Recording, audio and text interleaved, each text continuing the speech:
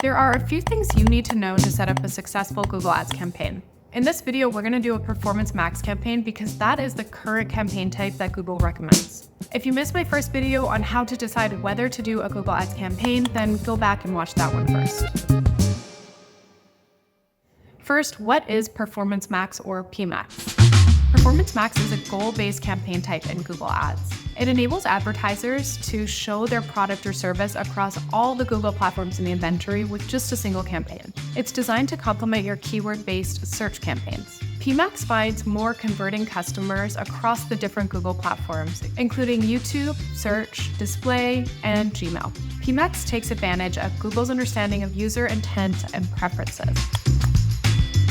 PMax is ideal for customers that are looking to drive online sales or generate leads. Google recommends when maximizing the performance of your campaign is a priority regardless of the channel, you're interested in accessing all of Google's channels in a single campaign, or you want to gain additional reach beyond traditional search. Here's my approach to a successful campaign. First, choose a goal. For this example, I'm going to use local store visits and promotion. This will automatically select a PMax campaign. Next, select your bid strategy. Here, you can choose conversions or conversion value. If you're mostly targeting new customers and you're a relatively new brand, I recommend sticking with conversions here. Google also recommends you set a target cost per action, which you might have identified in the opportunity analysis we finished from the last video. You can set it here, but you can always add it later. So if you're a relatively new business, I honestly might recommend that you leave this blank and you let Google test your ad variance for 2 weeks. At that point, you'll see what your average cost per acquisition is, and you can set it then. For this example, I'm going to choose to target new customers only. But if you've been around a while, you could benefit from targeting both new and existing customers, as existing customers might be more likely to make a repeat purchase. Now it's time to start developing your assets. This part is very important. A Google ad campaign is a lot more than just coming up with a few sentences. There are a ton of different assets that you can and should include in your campaigns. The more assets you include, the better your campaign will perform. For PMax campaigns, there's 3 categories of assets you can include: creative assets, audience signals, and optional data feeds. Then Google's AI will automatically test different variants together to find out which is working best to drive new customers for you. Here's a breakdown of all of the different types of assets you can include. There's images, videos, logos, short headlines and long headlines, as well as descriptions, callouts, site links, and structured snippets, search themes, and audience signals. Trust me when I say that it's not quite as overwhelming as it looks. When we're designing an ad, our primary goal is to get a score of excellent. Ads with the score of excellent are more likely to get clicks and conversions. It also improves your ad combinations because you've added more assets that Google can play with to find out what's really driving customers. It also indicates that your ad has a lot of variety and can appeal to different customer types. Let's start with the copy. Here you can write long headlines, short headlines, and descriptions. You can have up to 15 short headlines that are 30 characters long, 5 headlines up to 90 characters, and 5 headlines up to 60 characters. I highly recommend that you use all of these. That's because your PMax campaign is going to show up on a lot of different channels. And for some of these channels, longer copy or shorter copy might work better. You don't want your copy to feel too short or get cut off if it's too long. Again, it also gives Google a lot more to play with when it's testing those different ad variations. To write great headlines, always focus on the user benefit. What is it that people love about your products? What do people say about your products in reviews? You also want to tie your headlines back to your keywords. So anything you saw as a common search query, make sure you include in some of your headlines. Lastly, you want to include some words that get people excited or create a sense of urgency. So this can be related to the store volume or quantity, whether there's a special promotion or discount going on, or anything that you think will get people to purchase your product. Once you have your headlines and descriptions, you can select your call to action. I usually keep this on the automated option unless there's something specific that you want to try, or if you have ad groups where you're testing different calls to action against each other. Next, it's time to upload your images. A few pointers here. Test different types of assets because you never know what's going to work really well, and sometimes the things that work well will surprise you. Also, only upload high quality assets, so make sure that they're crisp and not grainy, and that you can see clearly the product in the image. You can add images in landscape, square, and portrait dimensions. I highly recommend doing some Google searches to understand how display campaigns can look, because this will help you understand how your ads might be trimmed or cropped. If you don't upload unique assets for each of these aspect ratios, Google's going to crop them for you, and this doesn't always work. You might have it cut off something that's really important in the image, or it just might not look great. So I recommend uploading some in each of those different aspect ratios. Here's some ideas based on my dog clothing business that you can try in your own ad campaigns. I like to experiment with different visual concepts to see what resonates with people. Based on the example of the dog clothing business, here are some visual concepts I might play with.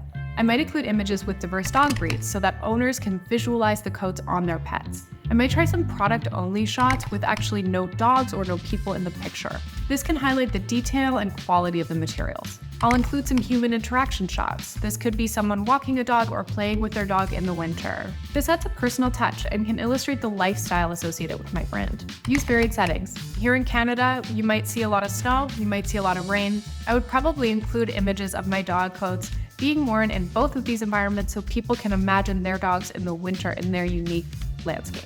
I tapped into seasonal themes like winter or spring. We could try some dynamic action shots where there's a dog running in my jacket to show off how durable it is. We could also play with some customer generated content. So if there were some customers that uploaded photos of their dogs in my dog clothing, I could use those in my ads to show off how much other customers love it. Lastly, I can do some close-ups so I can show off the texture or material of my products. You can use stock images if you like, but I'd recommend against it unless you're really pressed for resources.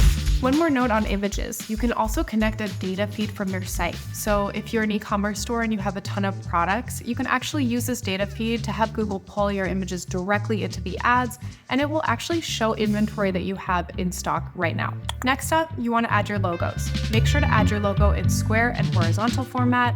I also like to upload both a white version and a black version, just to forego any issues you might have with contrast on different backgrounds. The next element is videos. Now, I know creating videos is a lot of work, so if you're a smaller business and you don't have a lot of resources, don't sweat it.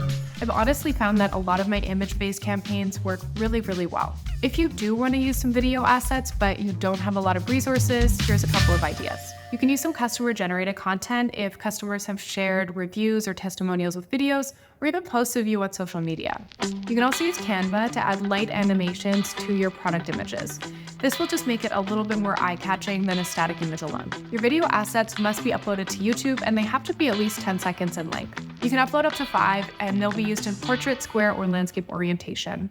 I recommend playing with a couple different variants on the length as well here, because sometimes really short ones will work well and sometimes a longer video will work well. Also, don't forget to include audio if you have it, and don't forget about the thumbnail, because sometimes people might only see the thumbnail and that's really important. Now, by this point, our ad strength is good, but there are some additional assets you can add to bring that score up to excellent. The next one is site links and callouts. Site links are those links that appear underneath an ad that will take a user to a specific page on your site. They can be very helpful if you have pages for different product types, like pages for coats for each small, medium, and large breed dogs, a page for raincoats versus snow coats. When you add in a site link, you add in the site link text as well as 2 short descriptions and the final URL. Callouts are just additional text that add a little bit more information that's bite-sized for your user. So it could be something like 24/7 support or high-quality materials, something that's going to resonate with your audience and they might just take away from your ad. Next up, promotions. Promotions can add additional value by highlighting things and sparking a sense of urgency with your potential customers. This is where you would show up any sales, like a buy one, get one half off, that you might be running right now. When you set it up, you can actually set an end date directly so that it will automatically turn off when your promotion is over. Related to promotions, you could also add prices. So if there is a range of prices for particular products on your site, you can add those directly to your Google Ads. Again, this can be really helpful for your customers, but it's also helpful for you because it means that people who aren't willing to spend a certain amount on a product won't click through to your site, or they'll be less likely to. So you're actually not paying for those clicks. Finally, structured snippets. I like to add in a bit of extra details about my products. These show up on your ad and provide additional detail if your customer is searching for a particular word or phrase. So those are all of the assets that are in your actual ad. Next, we have search signals. These are split into search themes and audience signals. Search themes leverage Google's data to help identify the customers who are more likely to convert. Along with your campaign goals and your business information, it can help you better target users and identify the right customers. This feature is currently in beta, but I do recommend trying it out. All you have to do here is type in a few specific words or phrases that you know people are searching for when they're looking for products like yours. Here you can pull in your keyword research as well as your competitor data. And related to this one is audience signals. I highly recommend that you use your first-party data here. This is data that you're collecting specifically on your customers. This data could include your website visitors, customer data, email subscribers, and more. You can also select demographic data here as well as interests. If you don't know much about your customers at this point, you can keep this broad and you can monitor it, and then you can slowly refine who you're targeting over time. Now, after all of that work, we have an excellent ad.